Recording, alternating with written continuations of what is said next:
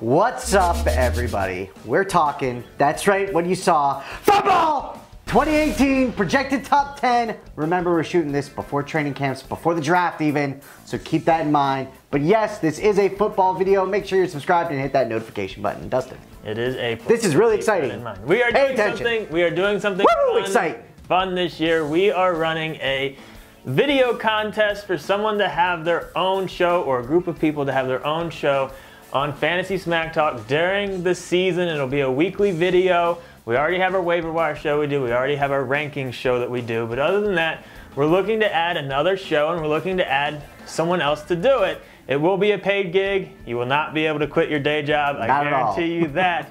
But we're looking for something. We're trying to spice things up a little bit. If you watch our show and all these donkeys don't know anything, I can do better than that. Here's your chance.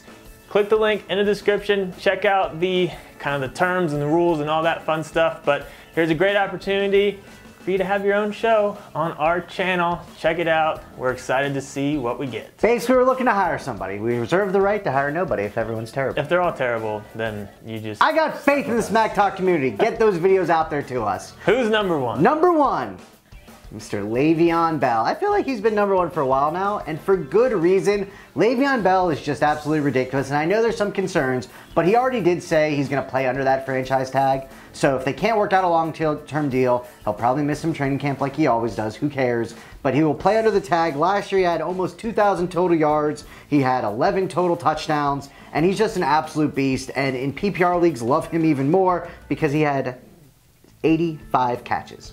Ridiculous. Le'Veon Bell, our number one player.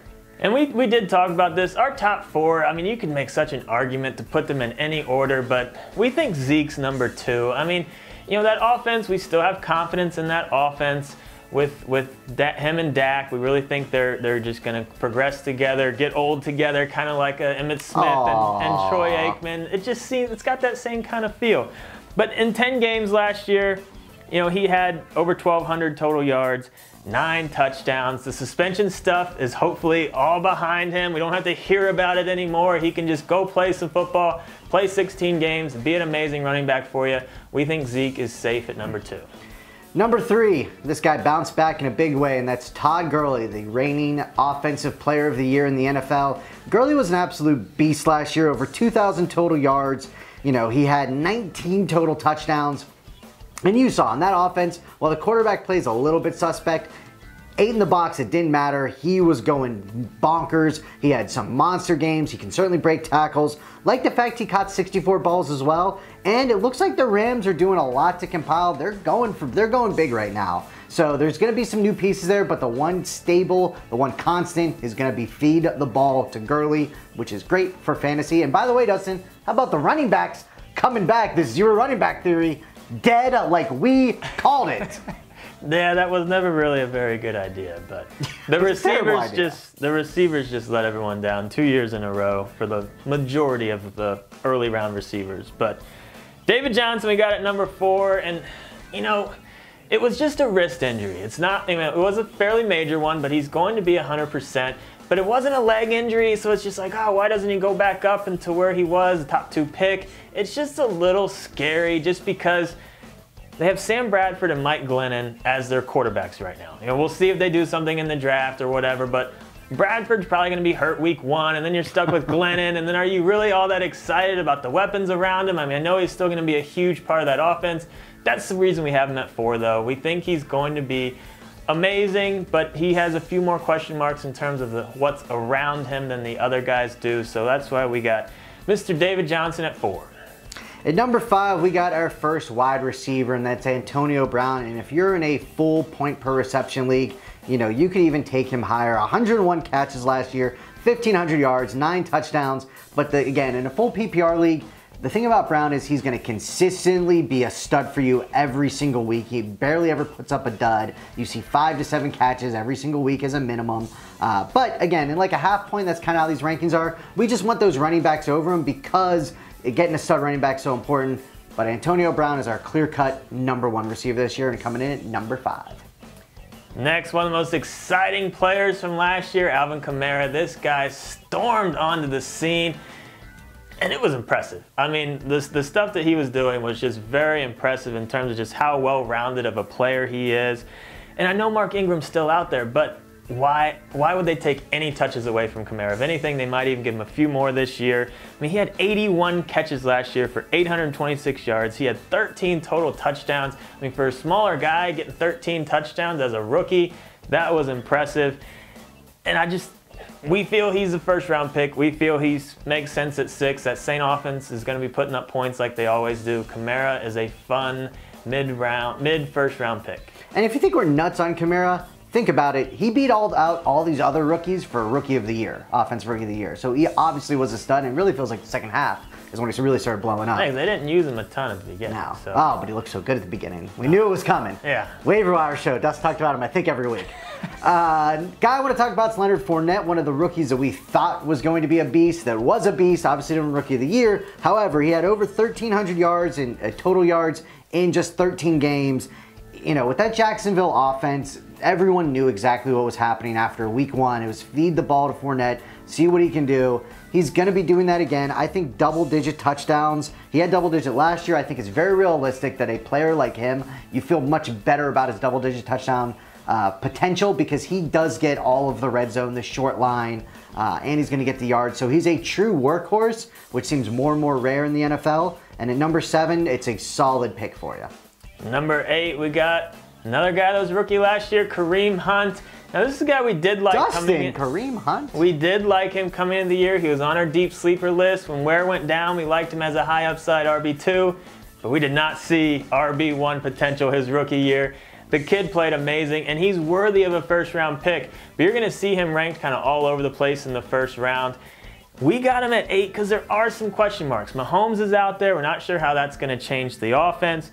And it was kind of the tale of 2 seasons for Hunt. His 8 best games, he had 977 rushing yards, averaged 5.4 yards a carry. In his worst 8 games, he had 350 rushing yards and averaged 3.8 yards a carry. Obviously, he had a lot less carries in those games, but he wasn't consistently utilized in that offense from week to week because sometimes the offense would struggle and he just wouldn't get as many touches. So will that happen with Mahomes? That's the question mark, but he's worthy of a first-round pick. Even with those small question marks, he should have another solid season. Yeah, they're saying they're going to take more shots down the field, so it's going to be interesting to see how the Chiefs look this year. Number 9, Mr. Hopkins. Man, is this guy good at football. I mean, he's just ridiculous. No matter who the quarterback's been, it looks like he's been great. And Deshaun Watson's going to be fine. He's going to be back. They think he's going to even be there for OTAs. I love that connection between the two of them. Last year, he had almost 100 catches.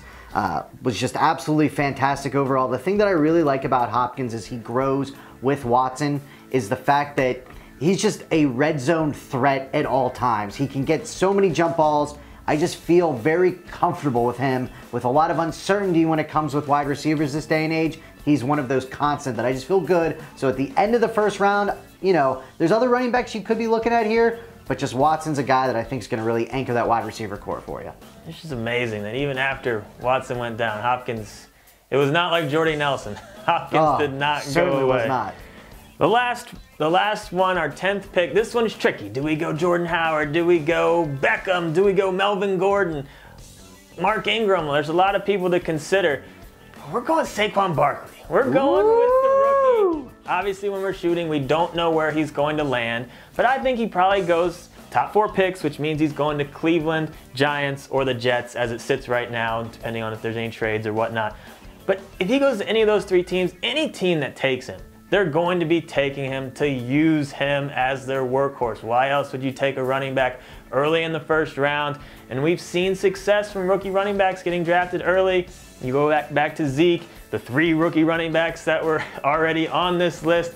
And Barkley is an extremely special talent, and he has an amazing last name. So I enjoy that as well. But we just think he's too special of a talent. He's going to be fun, and he's just the more fun pick out of all the people I kind of talked about. So it will vary a little bit depending on where he goes, the excitement level, but we just think the talent is too much to pass on. He's going to be an exciting guy to watch this year. Right. Who are you more excited at 10? Him or Melvin Gordon, right? It's like, Melvin's good. You're not. I mean, he had a great year. Yeah, he had an amazing year, but you're not the upside for Barkley is probably just as high as Gordon, which is nuts. It's just more fun. Yeah. Oh, so that's our top 10. Obviously, leave us some comments. Let us know what you think. Make sure notifications are on because YouTube doesn't always, if you're a subscriber, you're not going to get every video unless it's a notification. It's weird. Just do that. We're going to be shooting more football videos. I don't understand why. Don't forget about our video contest. Let us know if you have any questions, but we're excited to see what we get. And if you're worried about how it's going to look, it doesn't matter. We just want to see what you got, what ideas you have. So check it out. Link in the description. Bonus points for a cool ending thing. Yeah. Dust doesn't know that, but I'm going to put bonus points on that. Pen flip's already taken. They could do a pen flip. No, taken.